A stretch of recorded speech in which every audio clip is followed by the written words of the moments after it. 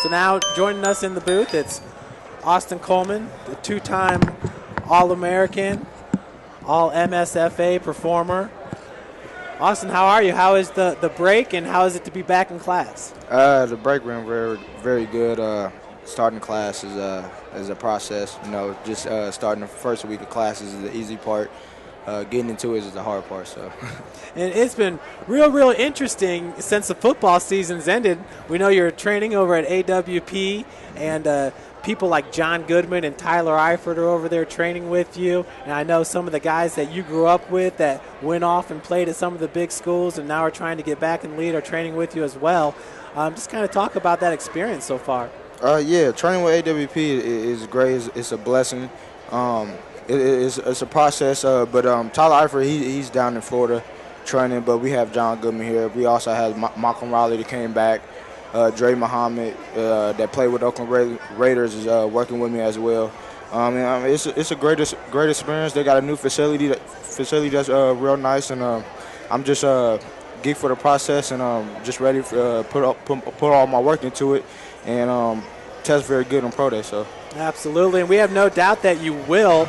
And let's talk about that. You know, throughout the course of me being able to cover you here at St. Francis, we had 3 football seasons together. I wasn't here for your freshman year, but it seemed like every time you got the ball, you really rose to the occasion. And I know we talked about this during your junior year, talking about the big games. And I know you like and you enjoy the big games. And, well, it really showed to be true this year. You had a kickoff return for a touchdown against Marion in the playoffs, trying to keep your team alive for a national championship hunt. We fell a little bit short in that game, but I guess if we could take something positive away from it, was you had your 8th career kickoff return for a touchdown, and that set an NAIA record. Yeah. I mean, I don't know if a lot of people in Fort Wayne really understand that, but that's a record that stood for over 30 years. How do you feel about it? How do people in the community approach you about that?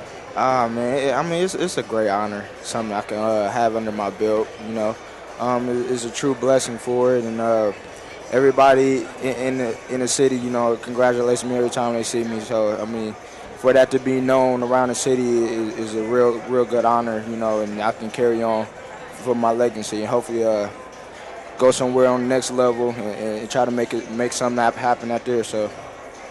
Well, your first kickoff return for a touchdown this year, it was under the lights, our first ever game under the lights against Concordia, and that was an exciting one too. I remember you ran into just a ball of football players, and you were able to squeak out, and then you just slipped between 2 defenders there, so it was real exciting. And folks, if you haven't had a chance, definitely go to the St. Francis Cougars YouTube channel and check out the Austin Coleman highlights. It will not be a waste of time. You would not be disappointed with that one. Anybody that's a fan of football will really appreciate what Austin was able to accomplish on the field.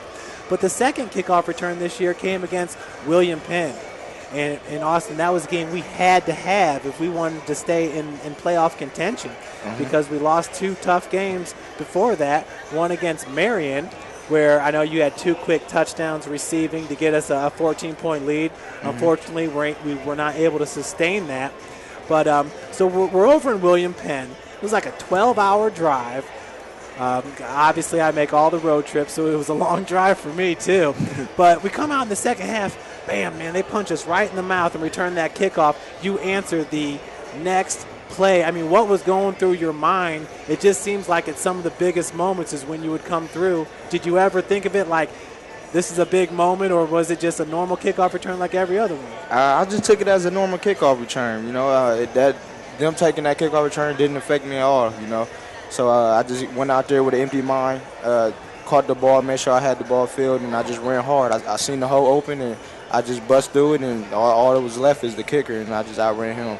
You know, I like that you talk about an empty mind. I understand what you mean by that.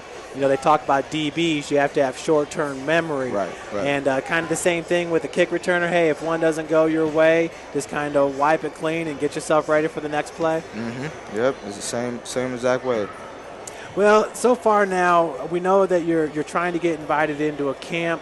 I know I've been working. A lot of us have been working to try to get you in one of the bowl games. It has not happened for us thus far. I know we're looking at Texas versus the Nation in early February.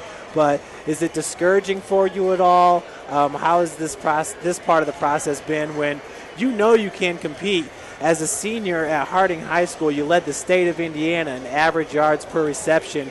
I mean, every statistical category that you excel in are those that really seem like they can translate at all levels. They're those type of numbers.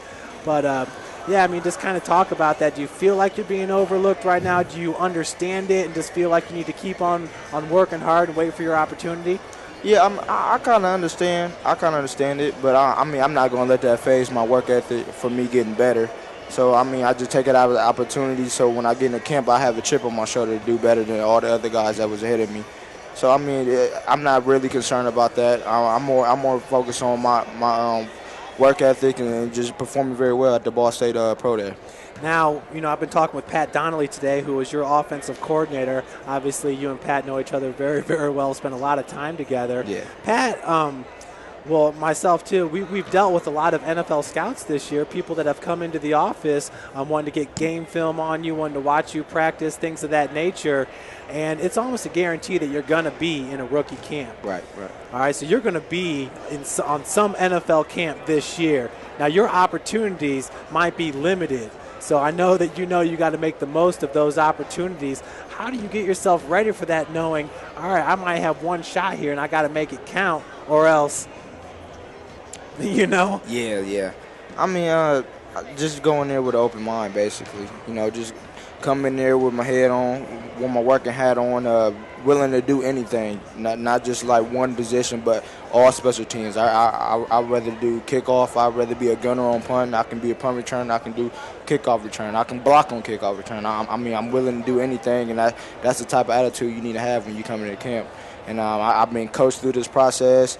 I'm understanding the defense and all this, and man, I'm just looking forward, and I'm really, really anxious to get in, and I feel like I'm prepared. And it's just the beginning. I'm just getting better. So I mean, AWP is helping me a lot with this, and I'm real anxious about this opportunity. What kind of attributes, what kind of skills do you feel like will really translate to the NFL game that maybe some of these guys really haven't seen? You know, you talk to an NFL scout or some of these media people, and they'll say, well, yeah, Austin's doing this at the NAIA level, but this isn't against SEC competition, you know, but I keep on telling you, speed is speed, you know, and not to mention the fact that you've had people hit you before when you're top speed and you're still able to maintain your control. Right. But, I mean, if you were talking to an NFL scout right now, what are some of the attributes or some of the skills that you feel like would really translate from NAIA going to the NFL? I'll tell them my vision. I think my vision is one of my biggest threats I have, because I see a lot of things that most athletes wouldn't see.